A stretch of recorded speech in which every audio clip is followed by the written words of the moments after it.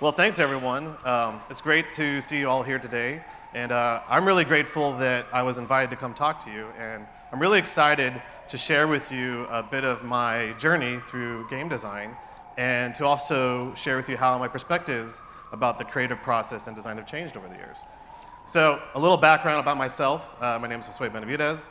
I am currently a senior designer at Insomniac Games, and I've worked there over 12 years. And one of the great things about working at Insomniac is I've had a lot of opportunities to work on lots of different types of games, and in that, also work on lots of different types of design.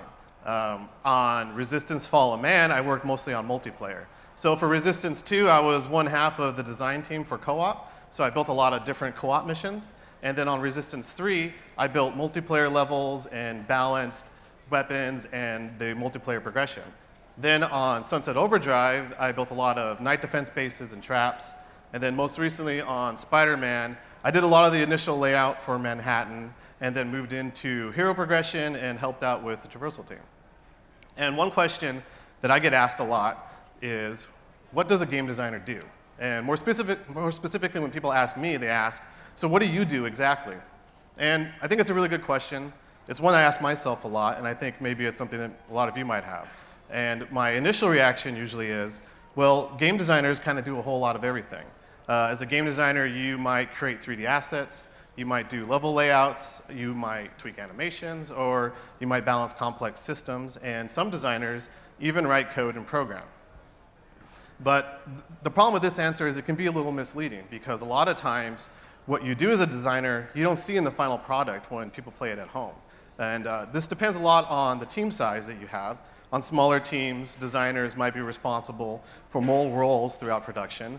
But on larger teams, designers usually take on more roles earlier on. And then when you get into full production, specialized members of a team will come in to take over things for you. So like for levels, you might have a level artist who comes in and do the final art. Or for animations, you'll have an animator who comes in and does the final animation. So sometimes what you do as a designer is not very visible in the end product when people play at home. Now, I think what the core of what most designers do is make plans. You make plans, you deliver them to your team, and then you see those plans through. Now, those plans can come in lots of different forms. You could create a very formal design document, or you can deliver a level in the form of a 2D level map. You can also have plans in forms of just pitches that you give during pitch meetings or simple prototypes. And then once the feature gets the go-ahead, it's usually the designer's responsibility to sort of guide and shape the way that feature goes through production. And that's kind of the box standard official job description of what the day-to-day role of a game designer does. And when I first got into design, that's basically how I would have answered the question of what does a game designer do? But over the years, I've come to believe that game designers have an almost more important responsibility that comes before making the plans, and that's fostering design philosophy. Now, these are the ideas or the principles that really guide the plans you make. And today I want to talk about two of the main design philosophies that I've come to live by, and that's Amaze the Player and Find the Joy. Now, these are simple ideas, but I think it's these types of ideas and philosophies that really connect with players and take the gaming experience beyond just a simulated world with tasks and obstacles. So I'm going to talk first about Amaze the Player.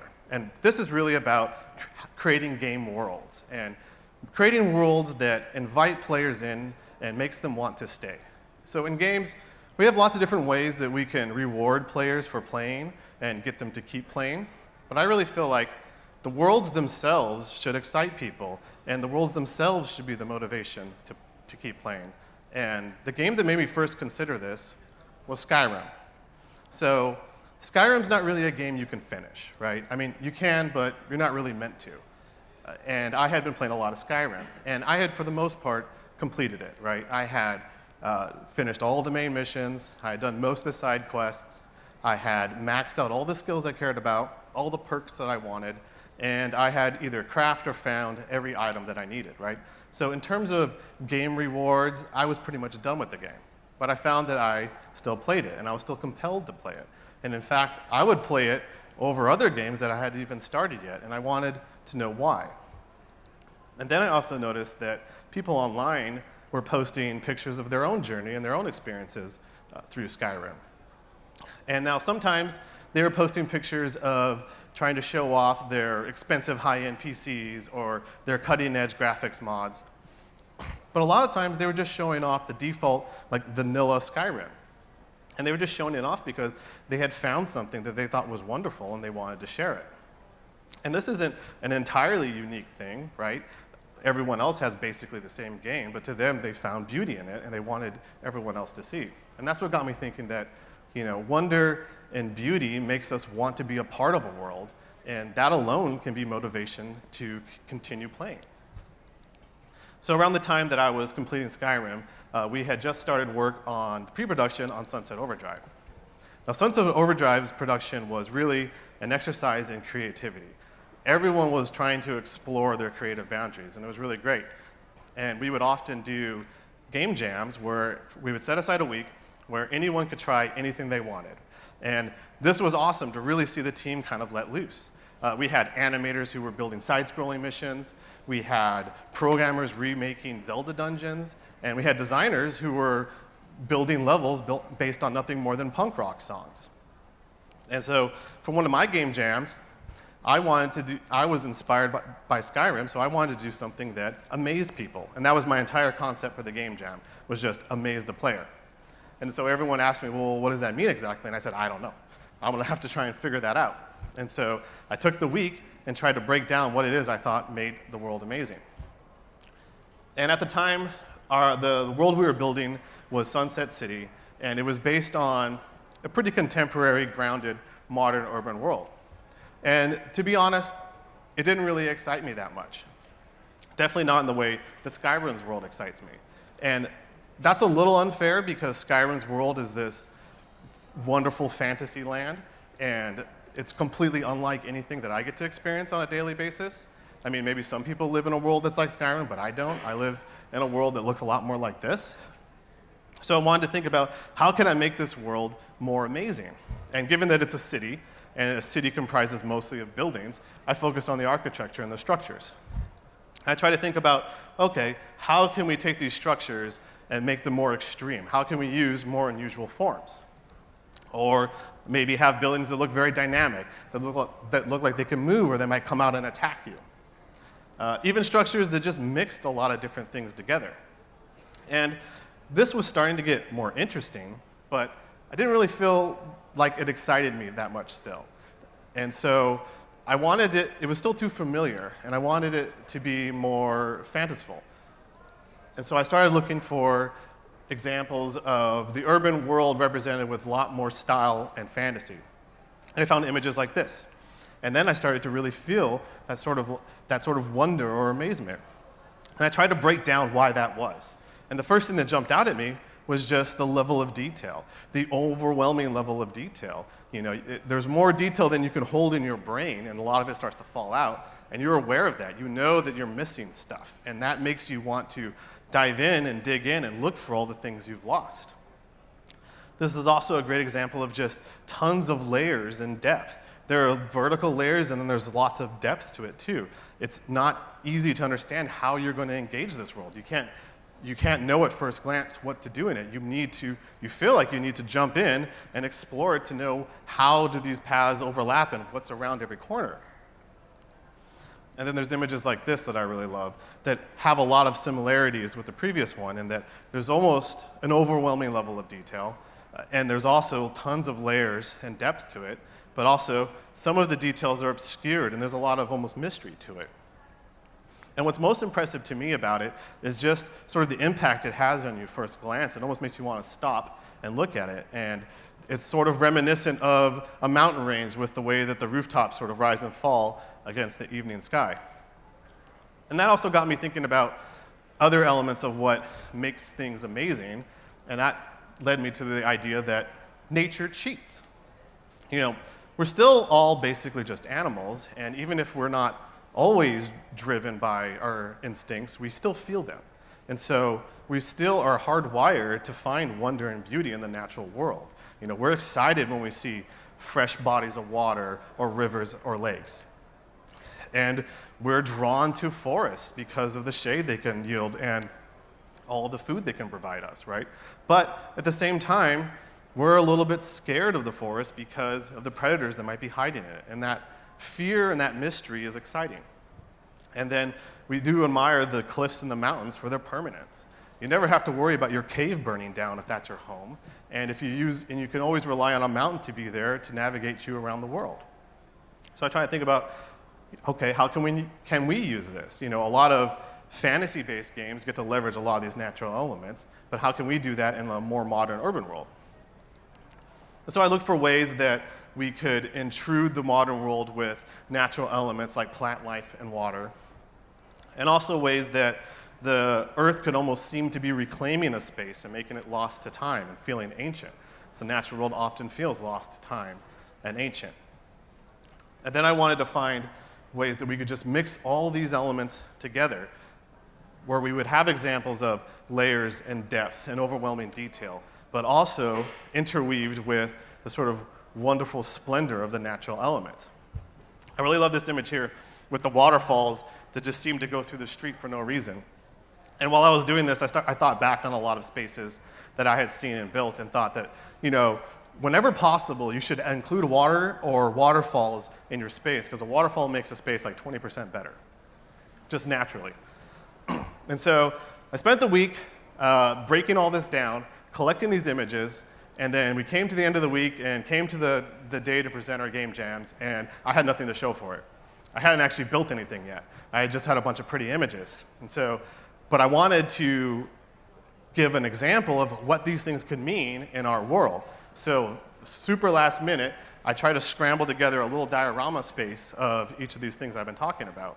And in fact, it was so last minute that I hadn't even done a final run through before I presented it to the team. So as I was presenting it to the team, they were seeing it for the first time, and I was seeing the final version for the first time as well. And so I'm going to show a video of the run through of that diorama space. It's a little bit choppy because it's a really old video that I've recovered from several hard drives, so just bear with me.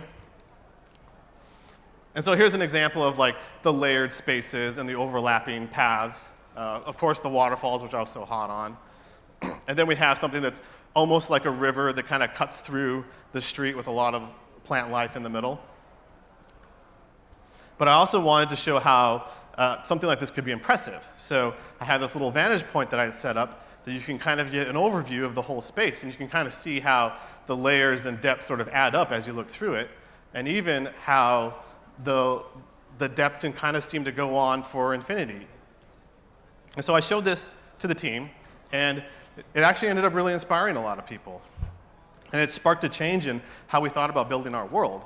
And so in the end, the world for Sunset Overdrive became much more stylized and much more of a fantasy. And the designers and the level artists really took some of these ideas to the next level and added tons of depth and detail. And our world became a world of more layers and more natural elements. And I was very amazed, and it was one of the most impressive things I had seen at the time. This is one of the night defense bases that I had designed, and this is one of the last ones. And I was so upset that I had made such a big deal about waterfalls, but yet had gone almost the entire game without putting any waterfalls in the game. So for this base, I made it my goal to add as many waterfalls as I possibly could.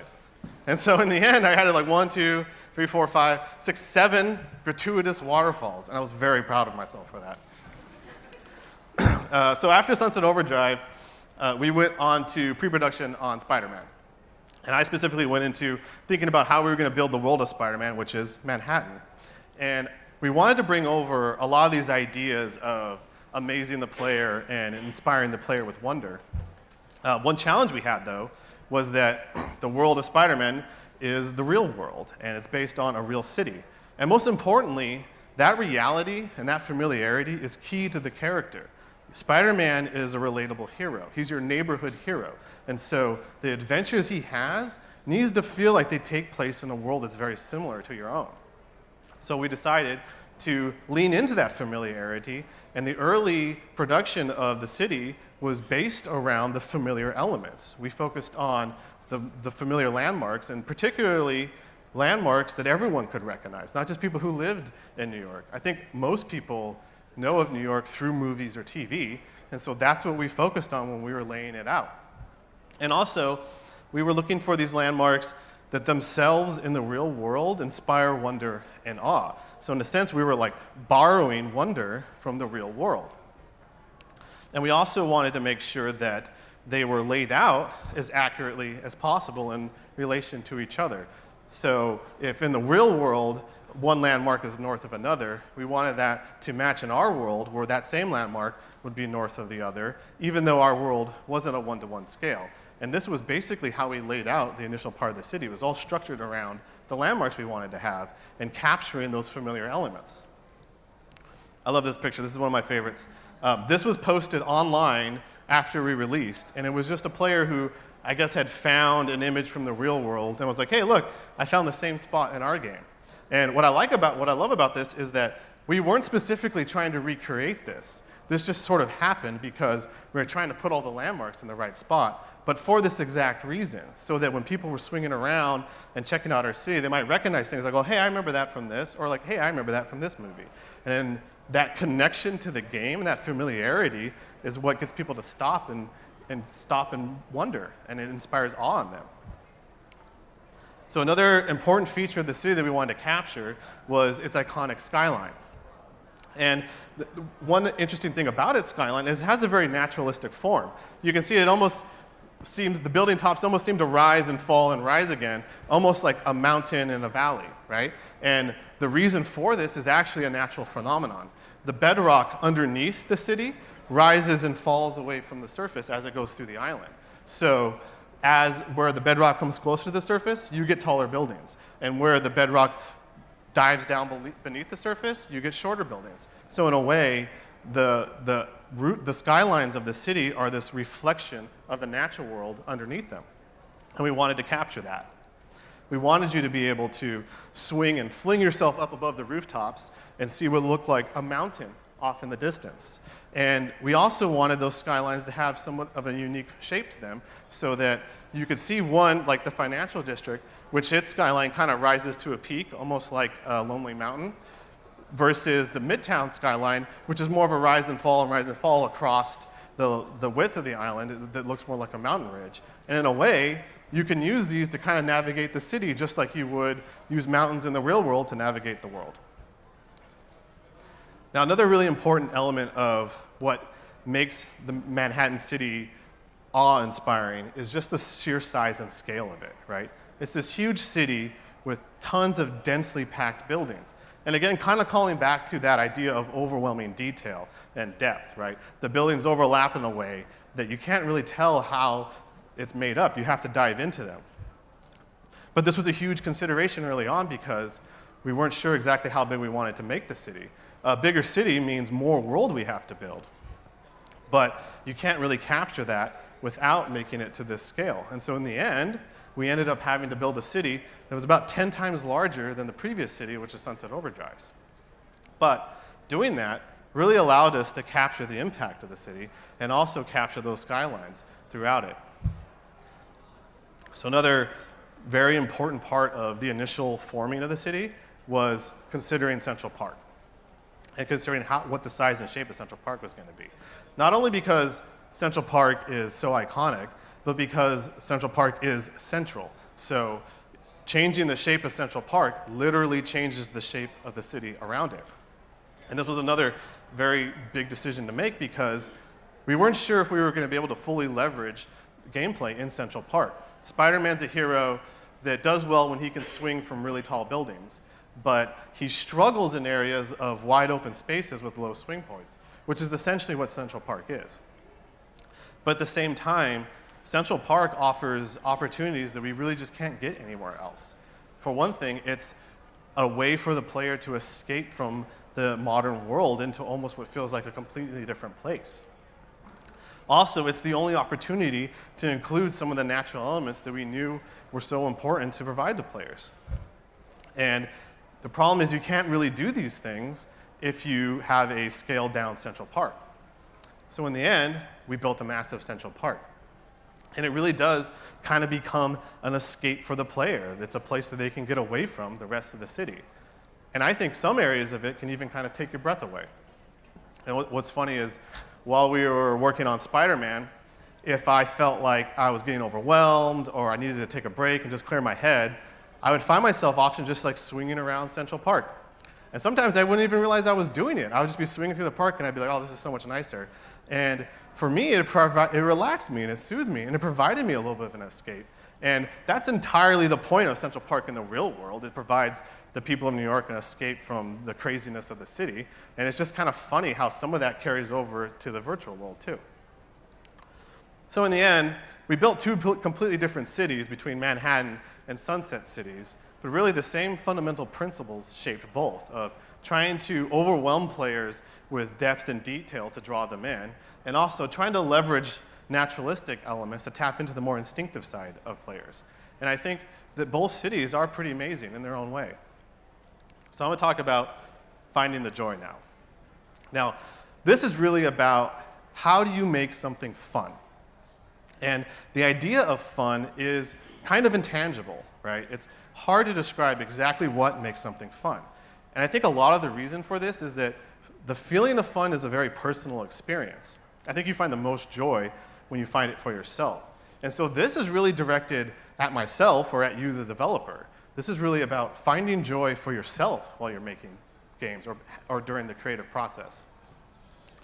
So I'm going to step back to Sunset Overdrive's pre-production. And like I said, in Sunset Overdrive, we were really just trying to find what makes something fun or cool, despite what we would consider the normal boundaries of game development.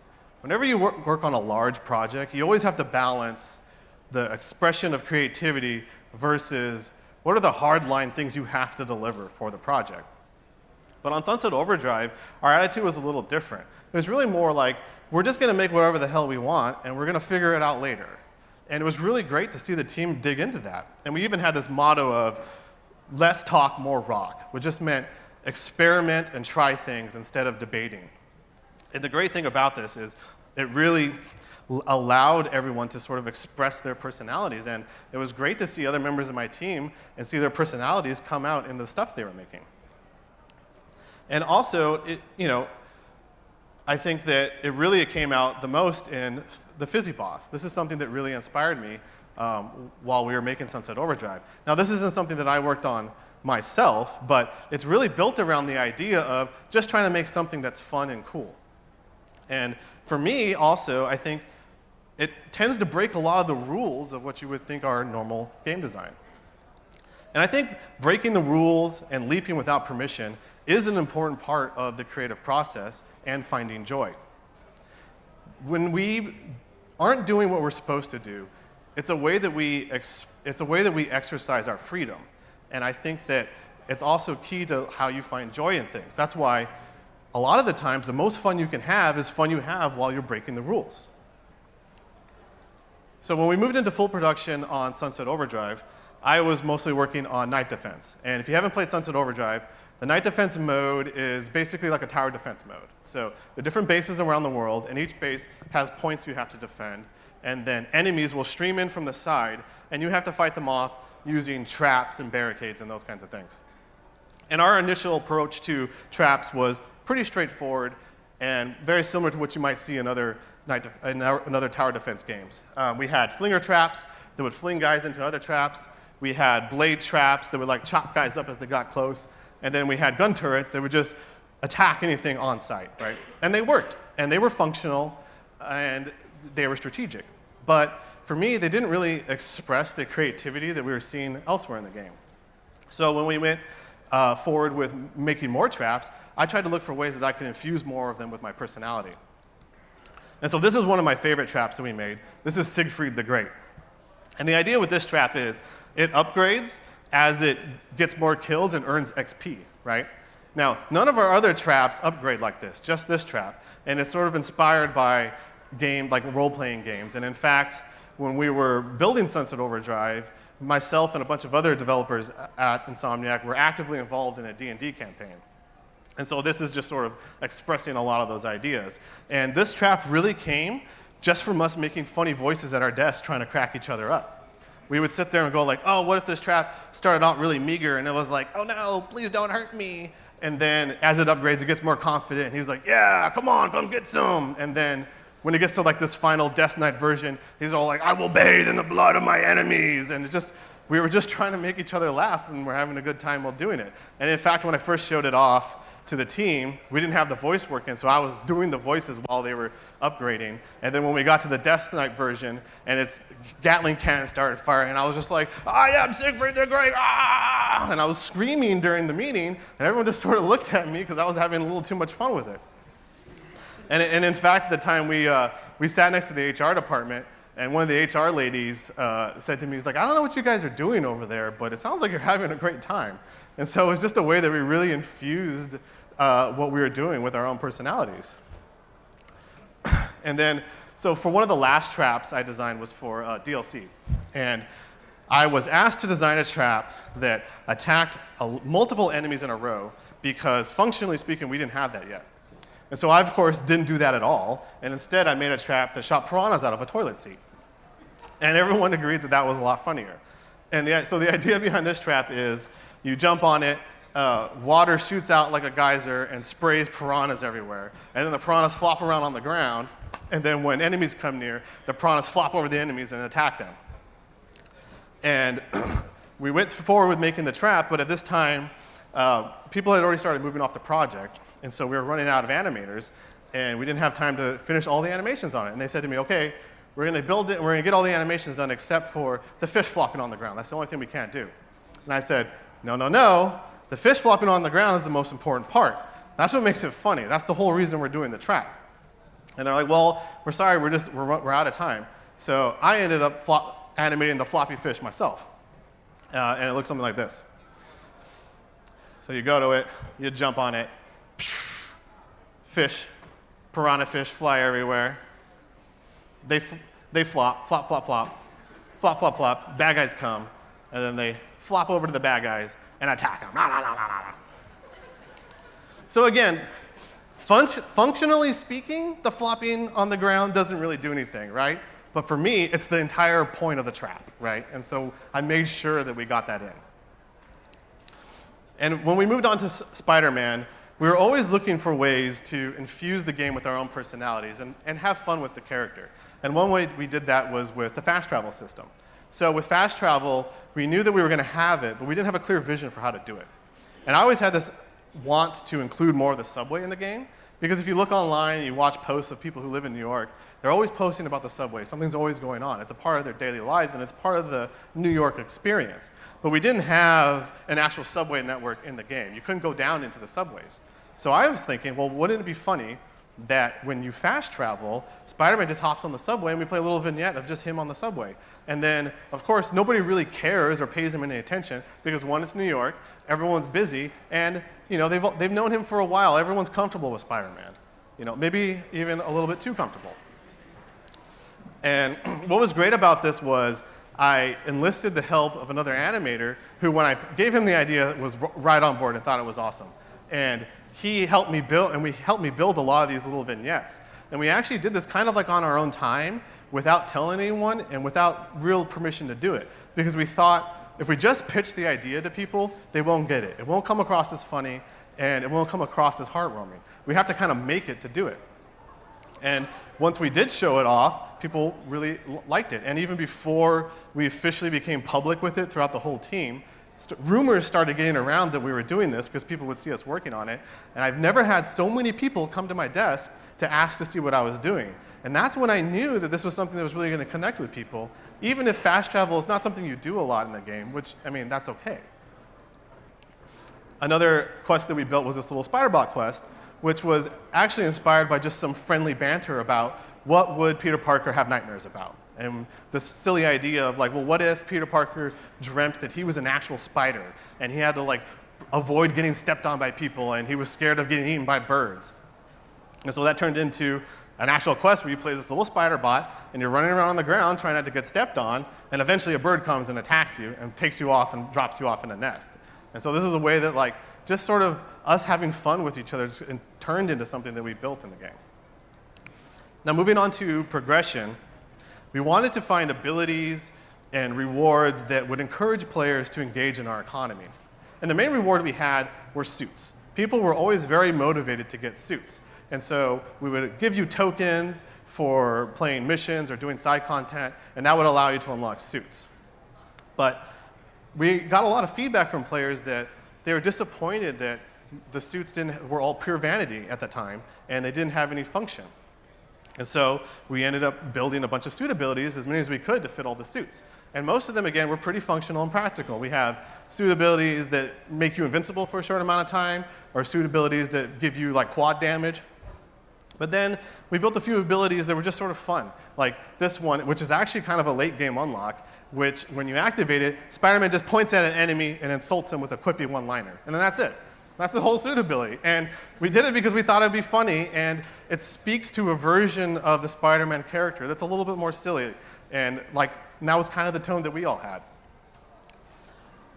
And the suit abilities originally, we weren't sure if they were going to be motivating enough. We weren't sure if they were going to get players to really want to buy all the suits. And we had prototyped and brainstormed a bunch of the suits, but one of the suits that we hadn't really figured out was the suit power for the Spider-Punk suit. So I just thought to myself, well, you know, this kind of reminds me a lot of Sunset Overdrive, the suit itself. And so what would the suit power be if this was Sunset Overdrive? And the answer was obvious at that point. It would be he jumped in the air, land with a giant guitar riff, and then sound waves would blast out and knock everyone down. That would be the suit power. And so that's the suit power we prototyped. And then when we showed it to the team, everyone thought it was awesome. And we knew then that, okay, yeah, suit powers are going to be something that really do connect with people. And I think that's an important point.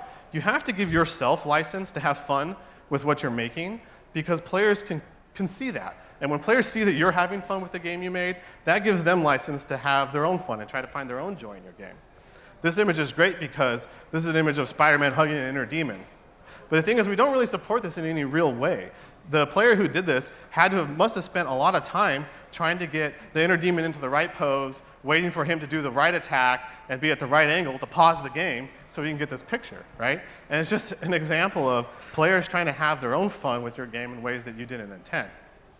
And so the main takeaway that I want to leave everyone with is that these simple ideas and principles can really shape your creative process. And I really encourage everyone to try to find their own philosophies or principles to help them define and guide their own creative process. And so now, when people ask me, what does a game designer do, or what do you do, I say, well, I try to amaze the player by creating worlds that filled with beauty, wonder, and mystery. And I try to find the joy in the creative process for myself in the hopes that other players will see that joy and use that as inspiration to find their own joy in the games that we make. Thank you.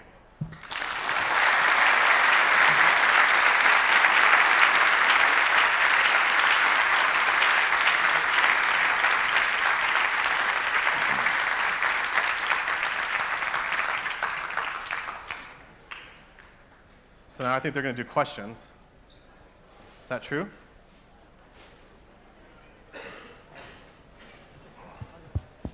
So does anyone have any question?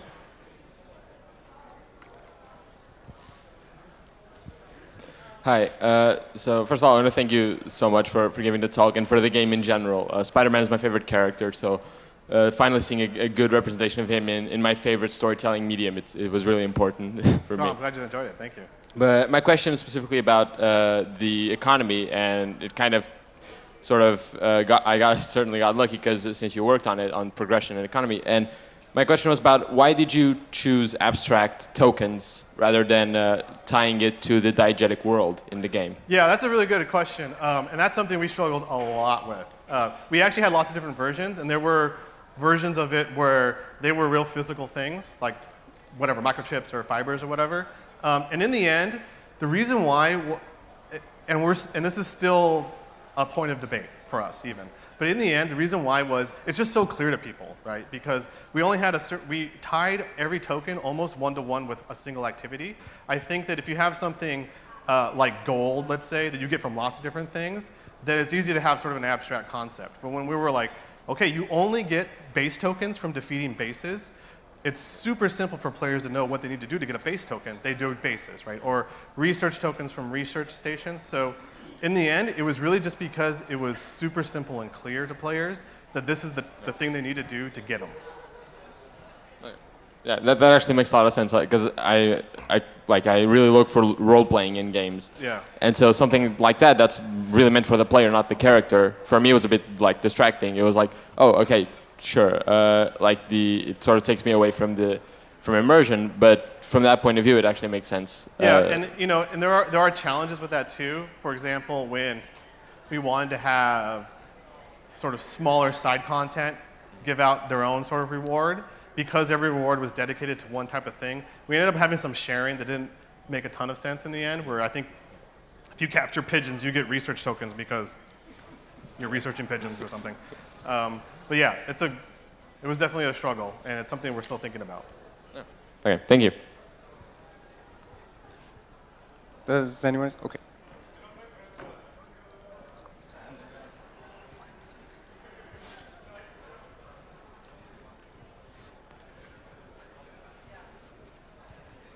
Hi. Hi. How many waterfalls did you include in the Spider-Man game? How many waterfalls? Yes. Yeah, I am very disappointed in the lack of waterfalls I was able to include in the game, unfortunately. We did, my pass for myself on that is sort of the lakes and the things that we did in Central Park, because that was like a big representation of water and things that we couldn't get. I did look for areas where we could include waterfalls, but it didn't make a ton of sense everywhere, unfortunately. I can't just have a waterfall. If it was up to me, I would just have waterfalls streaming out of Empire State the whole time. No secret waterfalls? No secret waterfalls. Okay, thank you.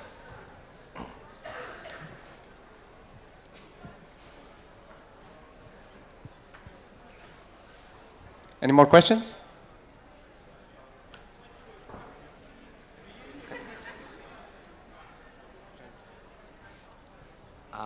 Thank you for the talk. Very, very interesting. I was curious, in terms of the flexibility and the liberty that you have in terms of creating and using the Marvel license, how is it working with these guys? Did he give you a blank slate and just you do whatever you guys want? How is it working with these guys? I mean, with an established property like that, you have to work within some kind of guidelines. But I mean, I definitely feel like it wasn't so much about what is Marvel going to want or not want. It was more about what feels right for the Spider-Man experience. And so I think it was more about working within those guidelines, because when you work within that, then everyone kind of can come to agree. And so there was, there was feedback and suggestions, but it wasn't so much like, oh, we really want to make Spider-Man fly into outer space or something, and we can't. It's really more about like, okay, what are we going to do to really sell this experience? And and they want to. If you look at the resources that are out there for what they've done with the Marvel world, it's pretty crazy too. So there's a lot of flexibility and a lot of creative freedom you can have with that, just as long as you're trying to give people the Spider-Man experience and not some kind of like crazy other thing, right?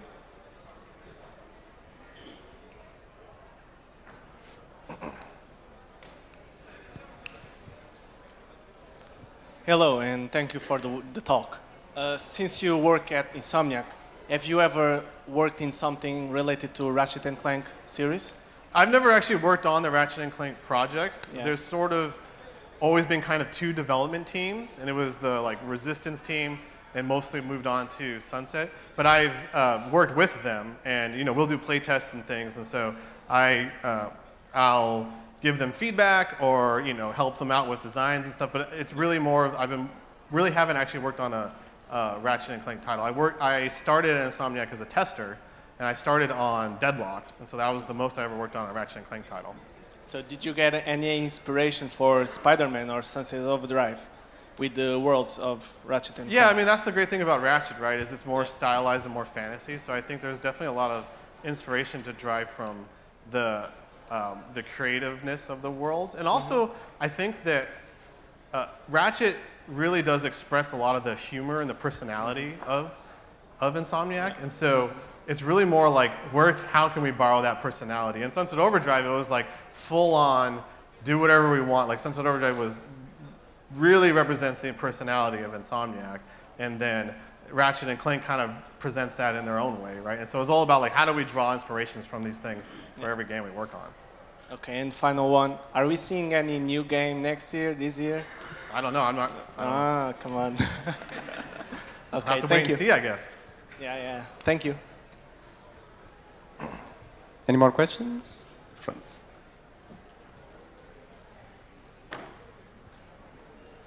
Hi. What would you say was your toughest design challenge in your career? My whole career. Oh boy. I think it was trying to figure out the night defense bases. There was a lot of struggle in how we make those forms work with the necessary gameplay. Night defense and tower defense has some very specific restrictions on how it needs to be laid out. There's a whole lot of design theory and philosophy we can get into. But there needs to be a lot of predictableness in the defense gameplay because you need to know where to put the traps, right?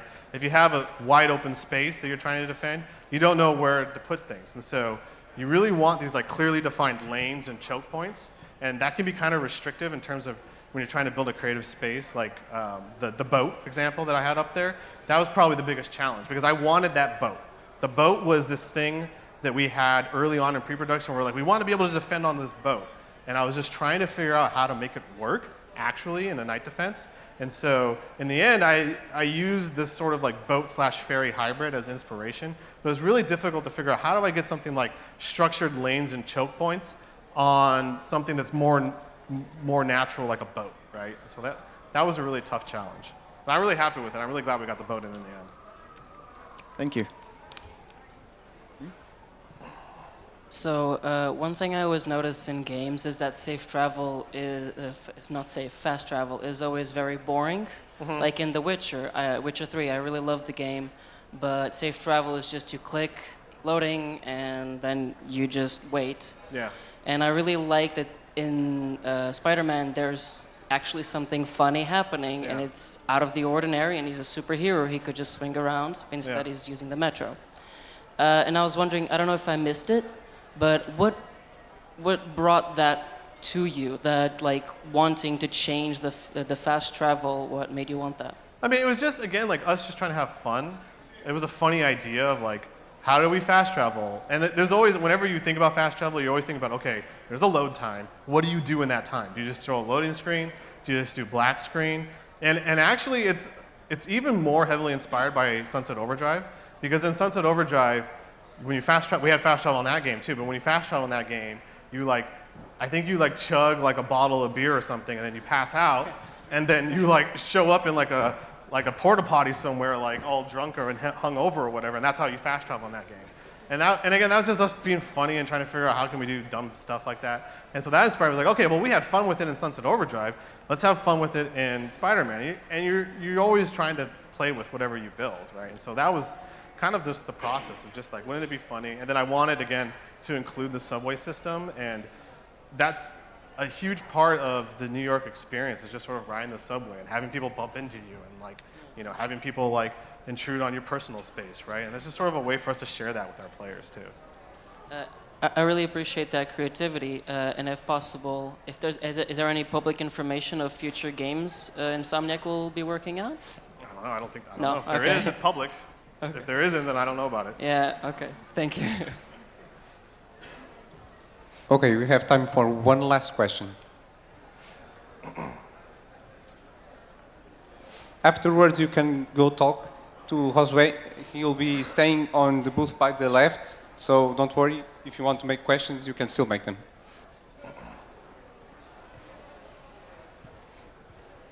Well, first of all, thank you to all of you and Insomniac team for making such a great Spider-Man game. I was really expecting one because he's one of my favorite characters. And I just have one little question. Do you have any plans on making a symbiote suit for him? Or I mean, right now we're not. I mean, the plans we have are just the plans that are out there, and any other plans we have, I don't know about. thank you very much. Okay, please give a great round of applause for Josue Benavidez.